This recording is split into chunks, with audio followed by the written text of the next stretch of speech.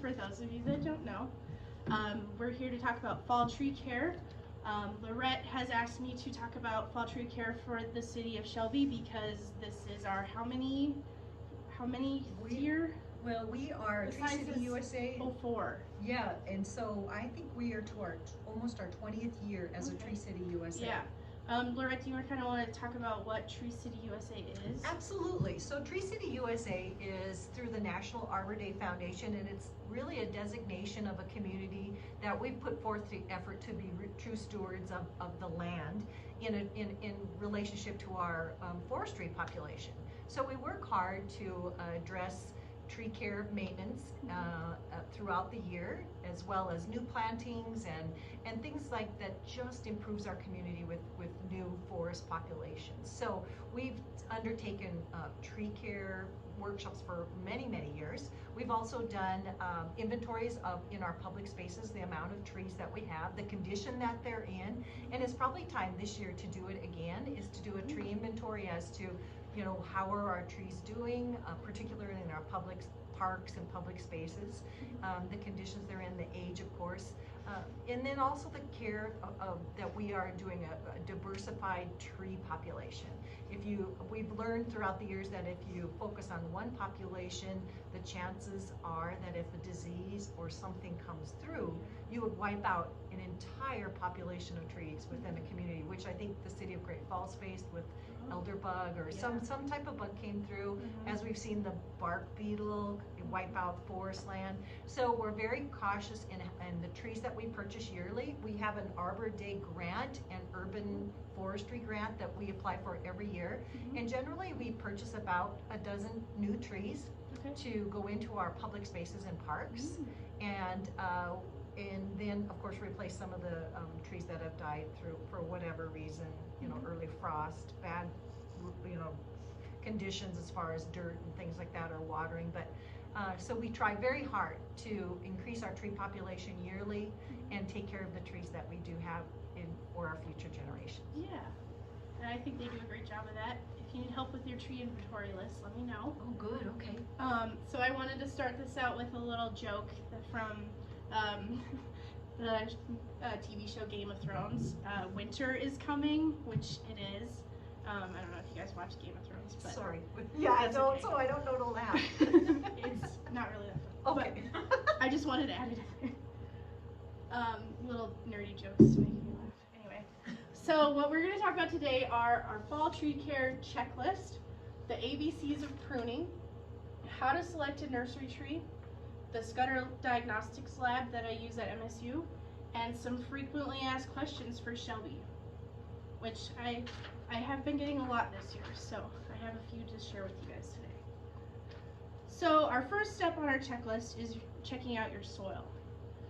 You want to make sure that your soil is ready for the winter, and with fall comes the leaves that are falling off the trees, obviously. So I've kind of got conflicting information about leaves.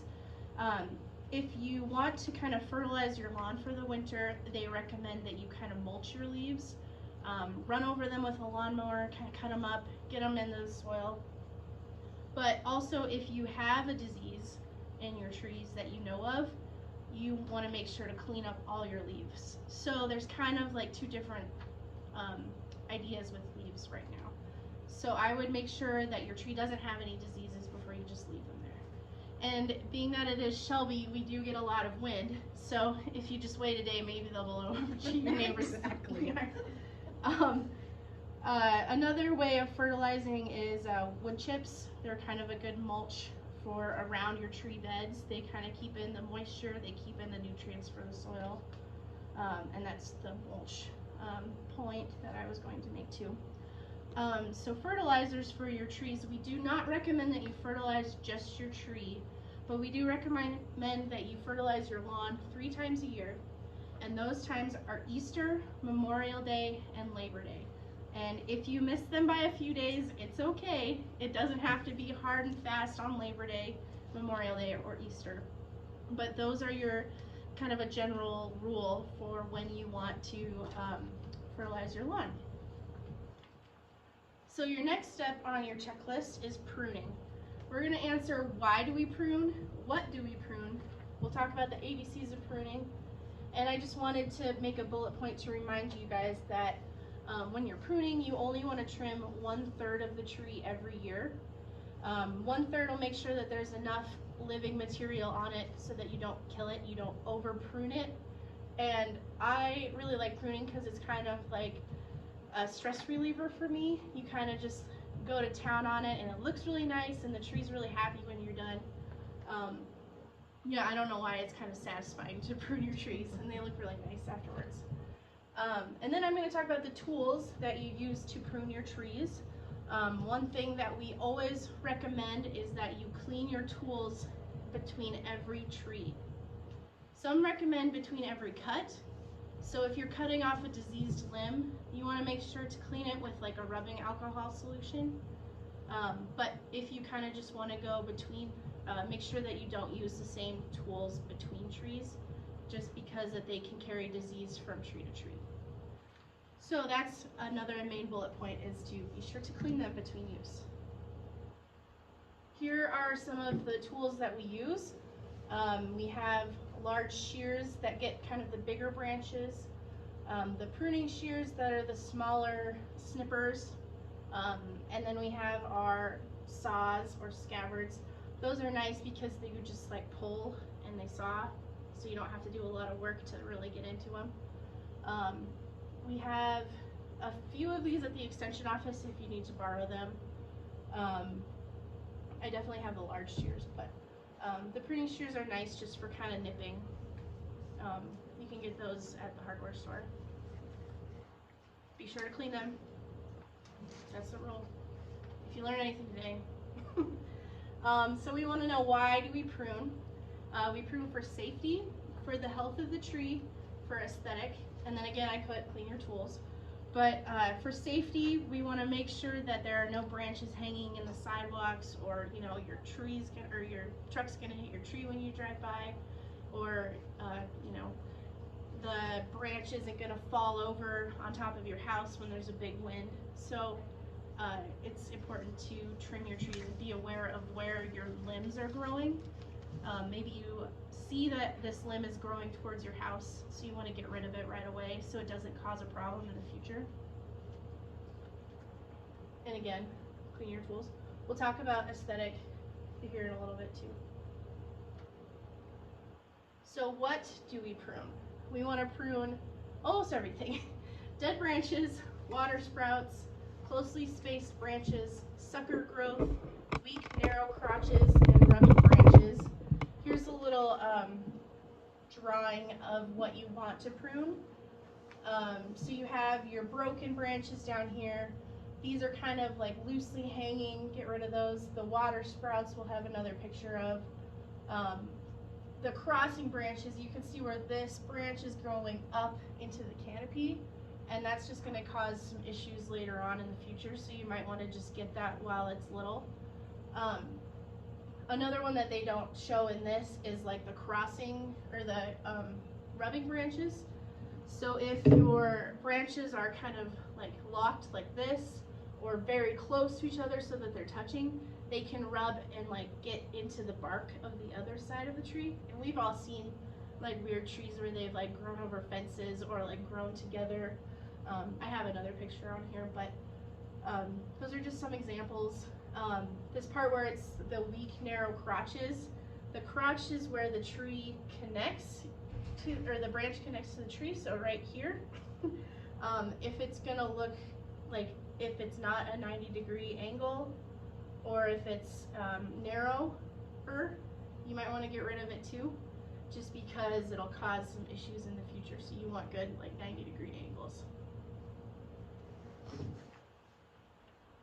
So here's an example of a rubbing branch. You can see how those two are kind of like molded together now, and that's just a really good spot for insects to come in and lay their eggs, or some kind of disease to show up in your tree.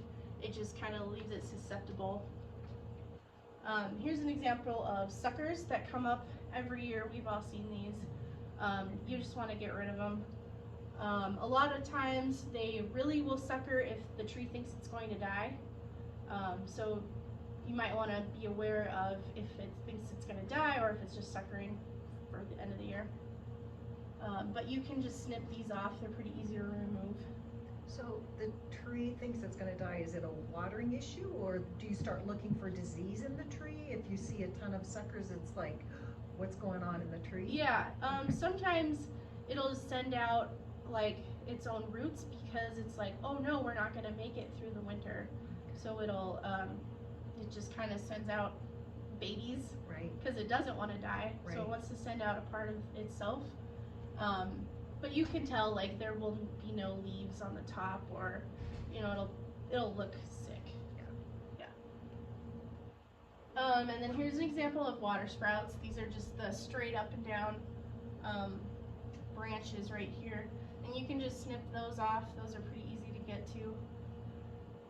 And then here's an example of a central leader. We're going to talk about that one later too. But so when you have a tree, it has one central trunk, and sometimes it can split off into two central leaders, like this example. It has one going up this way and one going up this way. That can lead to disaster in the future. When they get bigger, they can get really big, and then your tree's going to split down the middle. So you might as well take care of that one right away too, and just snip off that one that's kind of going to the side. And you want to keep it right up and down the middle. I had somebody come in a few weeks ago that said their tree kind of split like that, and I'm like, well, that doesn't sound good. They're like, well, do we need to cut it? Do we need to get rid of it? And you know, if they would have taken care of that right away, then they wouldn't have had this problem. on the water sprouts, Kim? Yeah. So I saw in the neighborhoods I walk, a tree cutter literally cut all the heavier branches and left the water sprouts. Oh. And so, and I'm like, and that's wrong, correct? I mean, they didn't take the, Yeah. what was supposed to be taken. Right. Did they top it? Yeah. Yeah. They pretty hacked it up. Yeah. It was not good. But what happens is, and it's been a couple years, is those sprouts kind of leaf and Mhm. fill the tree in a weird way, but it's not the proper. Right. Yeah, color, if you correct? let these grow, they'll get pretty heavy on this limb Yeah. and probably ruin the limb too. So you kind of want to go with where the limb's already going. I have a picture of a top tree later Okay, on too. okay. And this is kind of more for aesthetic. And your trees that you have at your house bring value to your house. So you want your trees to look nice if you would like to resell it in the future, or they're very costly to cut down. So you want to make them look nice while they're alive, and it increases the value of your home. And the cost of a new tree is not cheap either. No. You know, a 6 to 8 foot is probably $200 to $300 Yeah. for a tree. So it's Yeah. important we care for them right away. For sure. So here it is on my next page is an example of a top tree. You can see these sometimes throughout Shelby. They have a few of them. These are just trees that a company came in and they just hacked them off at the top, and they said, "Yep, this looks good." And then you're looking at your tree like, "Oh, that does not look good." So this is mostly for aesthetics. They don't really look great. They don't really look very stable, and these are pretty close to the house, which is not very good. And the leaves won't really branch out like they would on a regular tree. You won't get that big canopy. And then this one looks like it's just full of water sprouts. This one kind of reminds me of the Whomping Willow in Harry Potter. Another nerdy joke from I my do know tree that one. presentation. Woo! Getting them all in. But like you can see how the leaves here are just like stuck to the main part of this tree. They're probably gonna leaf out, but it won't look as good. And another one that I wanted to talk about is planting around power poles. I found these pictures online. These aren't my pictures, but I've seen some trees like this, not in Shelby, but in Cupbank. I saw one like that's kind of like this one, where they just cut around it and it grew kind of around the power pole, and it's just like, okay, but why did you plant it there in the first place? Right. Unless the power pole was, like a new addition. But if you notice that you're planting underneath the power pole, maybe just don't. And this cracks me up. It's just like a perfect circle around it. think that the MRE will come and cut trees for Absolutely. you if you need them cut by the power And pole. they have gone to multiple workshops with Montana, with the Urban Forestry Department, Mhm. DNRC. Yeah. So they're very aware of aesthetics Yeah. and trying to make the tree look as good as it can, given the situation of the power poles. So, Yeah, yeah, we have a great utility agreement with them, Yes. that they will work on those things. so that is awesome. Thank you, MRE. We appreciate that. Anyway, so that's planting around power lines. And for our third checkpoint, planting, fall is the best time to plant a tree because the ground is still warm. You want it to be around 50 degrees when you plant it, or above 50 degrees. It gives the tree enough time to get established before winter comes, and it reduces stress because it's cooler temperatures. It's not 90 degrees outside. And then they get that fall watering, or the winter watering from all the snow that we get.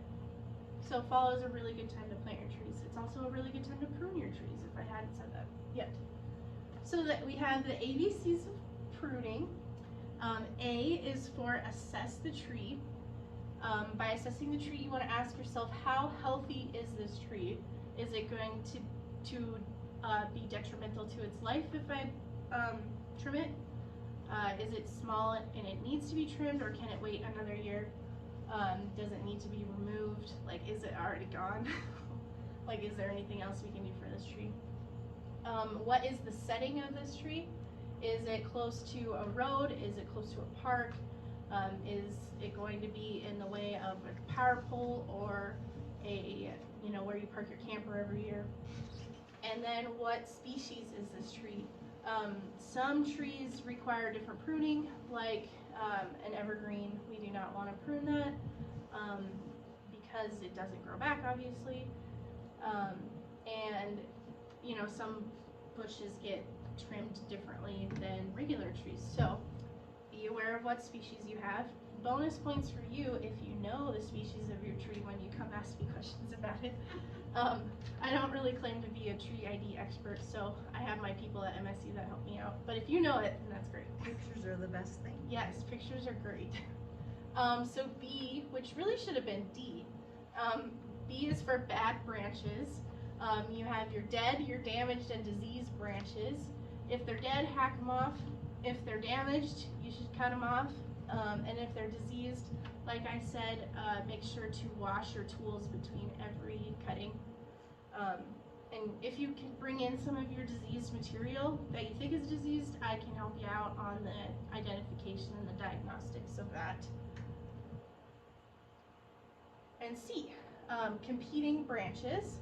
So we kind of talked about that in that little graphic. Competing branches are the central leaders that compete for the main stem trunk of the branch. So you want to remove competing branches. They draw energy away from the central leader, which is that main stem again. So now we move on to how to choose a nursery plant. Currently, trees are really hard to find because people have a lot of time on their hands because of the coronavirus. They are like, oh my gosh, we have all this free time, let's redo our lawn. So places like Home Depot and Lowe's and all those places are having a hard time even getting trees right now. My in-laws wanted to landscape their yard a few weeks ago, and our landscaper was like, yeah, there's no way that we're finding trees right now. It's just not happening. So if you would like to order some trees, I put out the order form from the Montana Nursery in Missoula. That's through the Conservation District. We get trees through them as kind of like a grant program. You can fill out an application if you live out of a farm, and you can put a shelter belt in. You can buy groups of 50 or more, and you can borrow the tree planter from the Conservation District and plant your tree rows. We've had a few people do it over the years, and it looks like, I printed out the inventory from today, and it looks like they have trees. So maybe I would get on that like now, if you're interested. What is the tree planter that the Conservation District has available to borrow? I haven't seen it, but I know that they have one. Is it a big I- spade? I think they just pull it like behind a four-wheeler. Oh, okay, so I'm it not creates- sure Okay. though. Oh, I've good heard to that know. people can borrow it. Okay, cool. Yeah, and so usually you order from them, and you order in bulk, and they come in like April, and you just go to town on planting them. And that's usually the little bare root trees? Yep. Yeah. Yep, and there's a ton of trees available. I don't know if you want to read off a few of them. We've got, did you look at this, Laura? Did you get one? Yep, I haven't, thank you. Okay, so we've got like cottonwoods, chokecherries, caraganas. Those are a big one for up here. They always get a lot of caraganas. Dogwoods, willows, and they have a lot in stock right now. It looks like. So I would be interested in applying for this if you're interested in having a tree grow at your farm or around your farmhouse. So it's just for agricultural producers, not residents? I think if you live out of town, Yeah. you can get it. Okay. And typically, I would say order from me around February, but maybe now would be the best time because they have them in stock and people are interested. These will probably get to you in April, but normally people just come to me in February or early spring and they're like, let's get some trees. So I didn't realize that they had some in stock right now, so that's why I put February. But I'd say come now if you can, if you want to. So where was I? Sorry. No, it's good. So we are talking about choosing a nursery tree. There's some examples that you guys have in front of you. Some of them might not be good for Shelby because we're in a zone 4, and some of Montana isn't in that same zone, so you want to make sure that you get a tree right for your zone. You want to consider what your tree function is going to be. Is it going to be a windbreak around your farm? Is it going to be to keep the looky-loos out when you're out at the farm for your privacy? And then you want to add value to your land with your trees. So you wonder what your tree is for. You want to pick a good tree that fits your function. You want to make sure that you're planting your trees in the correct spots. You don't want to plant them too close to your house or too close to your driveway. You want to just make sure that you put them in a good spot. They say 25 feet away from your house. And then you want to consider what kind of tree that you get. If you get a big cottonwood versus a smaller like chokecherry bush or like a regular bush. So the size of your tree is going to be a consideration. And then you want to consider the site conditions of your tree. What type of soil is there? Is it alkaline? Is it acidic? Is it a good spot to get exposure from the sun? Is the soil well drained? The hardiness, we already talked about how we're in the zone 4 for hardiness. And then you want to consider your human activity in the area. Is it somewhere where your kids are going to play? Is it somewhere where your husband or your hired man drives the truck every day? You don't want to put it right in the middle of that. And if you have like insects or disease in your area, kind of like how Lorette was talking about earlier, if there's a disease or insect that comes through the town, maybe you don't want to plant that type of tree this year. And then of course the power lines. We always want to be concerned about the power lines. And I know you spoke mainly toward agricultural producers, but within Yeah. the city, you also want to consider proximity to a sidewalk. Oh yes. Because that could heave, once the Mhm. roots start to establish, it could heave sidewalks. And if it's a boulevard or, one of those spaces, it is your property to take care of. Yeah. So, you want to make sure that when you're thinking about trees, that you're thinking about, well, I've got to take care of this, and, as for the life of my ownership of the property. So it's Yeah. always good to keep that in mind about proximity to sidewalks, Mhm. maintenance after the fact. Yeah, I guess I said driveway, but I was kind of also thinking about concrete driveways. Yes. Like you said, the roots will come up and kind of push around the concrete that you have poured. At our house, my parents' house in Cut Bank, we have a really nice willow tree in our backyard, and the people that lived there way before us poured concrete all the way around the tree. So where the roots are coming up, the concrete is like jagged out everywhere. So maybe make sure that you want it in that spot, or maybe don't pour concrete over top of it. I don't know. Just a few things to think about when you're planting a tree. These trees can last a lifetime. So even though you think you're not going to live there forever, you know, it might live for, 60, 80 years. So you want to consider what's going to happen in that spot before you plant it, or maybe before you pour concrete. Right. So again, fall is the best time to plant trees because it gets established before the winter. It really likes that winter snow watering. Before the ground freezes, you want to water your tree. They say 1 inch per week around the drip line, which is the end of the branches of the tree.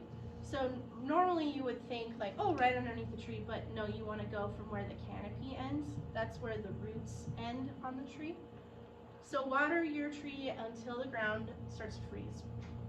And again, plant away from the buildings, at least 25 feet for the root growth, and water around the drip line. That's the canopy that I just talked about. And again, 1 inch per week. That's kind of like the general guidelines of plant watering or tree watering. So next is Scudder Labs. We use that all the time with MSU. These guys are our tree experts. So I'm not professing to be an expert at trees, I just have a lot of experts behind me. They do diagnostics of disease, insects, herbicide injury, and they do plant ID. They also work with trees, plants, insects, mushrooms, you name it. If I ever have any questions that I don't know, which I get a lot of, I send it straight to MSU and they answer me in a few days, and they always have really good recommendations of how to manage that chemically and mechanically and not chemically. So if you're interested in that, we also have those options as well. And the best way to do that is to send me a picture of your question. Make sure that it's clear, focused, and descriptive. What is in the picture, what's the problem. I can't diagnose just a leaf or just a twig, and I have gotten that before. What's even better is if you want to bring me in a sample.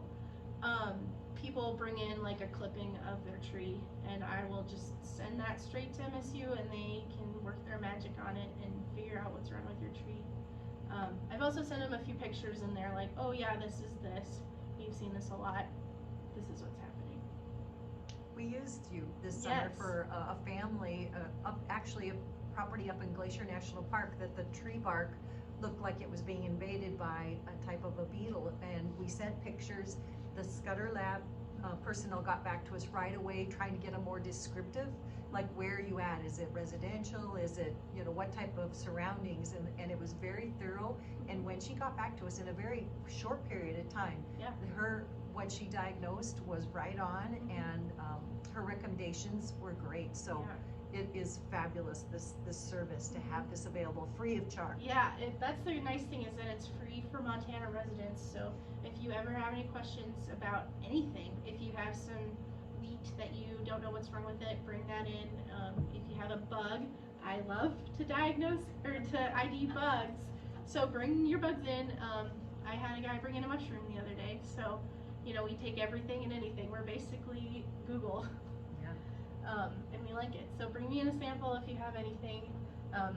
Just wanted to give a huge shout out to Scudder, because without them I am nothing.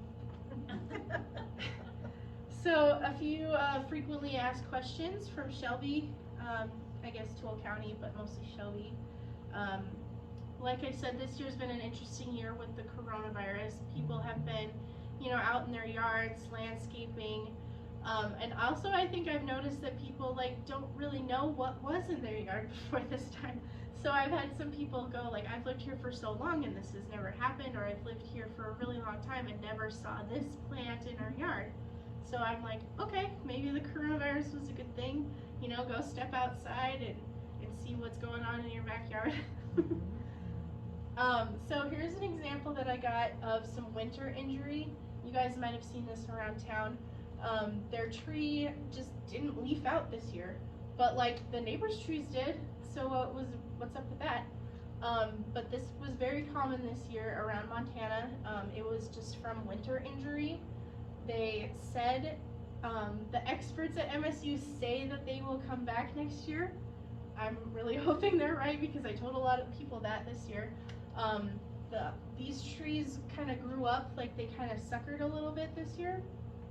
But, so they weren't dead, and the branches weren't dead, but they just didn't produce any leaves. So I'm hoping that next year I'm gonna check in on this guy and see his tree and see if it came back this year, or else I guess you just cut it down and plant a new one, try again. But this happened a lot around the state, so I'm hoping that I want to trust the experts. I think they're right. But you can kind of see like this tree's got a little bit of wind on it, kind of blew it over, which we will get a lot of in our area. Oh, went too fast. Okay, so insect damage. This one was a really fun one because I was kind of a detective on this one. This was a tree on the north side of town. It was a big, beautiful cottonwood. It was really tall, but it had these gross damaged spots just throughout the bottom of the tree at the crotches. And we were like, what's going on with this tree? It's beautiful, we don't want to lose it. We kind of did a little poking around. There were some like cobwebs, but we found this little exoskeleton of a bug. And I pulled it out and I put it in a bag. They said it was a carpenter worm. And these insects can basically eat the tree from the inside out. And they can weaken the integrity of the tree and kill it from the inside out. MSU recommended a spray. They could do some mechanical, like trimming, stuff like that. Basically pruning the tree to hopefully get rid of it. But they want to make sure to clean up their leaves at the end of the year so that the bug doesn't have anywhere to live. And they probably want to spray out this little area that the bug was in. But that one was kind of fun because we could be detectives and we're like, well, what's wrong with it? I don't know, but I found this bug. That's kind of the fun parts of my job. So here's another one. This is one that I get a lot, is the blue spruce. Blue spruces aren't native to our area in Montana. They're mostly native to Colorado. So they are susceptible to disease because they're stressed up here. They don't get enough water. They are pretty hot too. So they get this disease called Cytospora, and it is kind of like a pus that seeps out of the bark in the middle, and it'll kill off all the branches. So if you see any like this, that's probably what's going on.